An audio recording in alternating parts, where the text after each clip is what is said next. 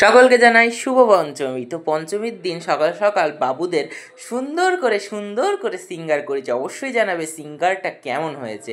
এখানে বাবুদের সিঙ্গার করার পর এটা হচ্ছে বিকেলবেলা বান্ধবী গণরা বললো যে ঘুরে আসি। তো এই যে প্রীতিশা আর মঙ্গলময়ী আর আমি 3 মূর্তি মিলে চললাম প্যান্ডেল হপিং করতে।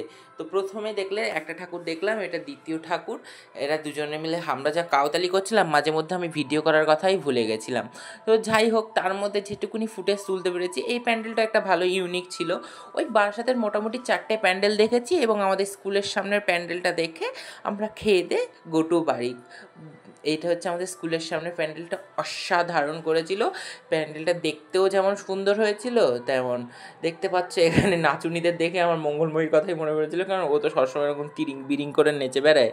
তো তারপরে এটা ঠাকুর দেখলাম। এরপরে আমরা গেছিলাম আমাদের প্রিয় দিদির ওখানে মোমো খেতে। তো দেখতে পাচ্ছ এখানে আমরা ন্যাকামি মারছিলাম। তো চলো, এইভাবে আমাদের পঞ্চমী কাটলো। তো টাটা।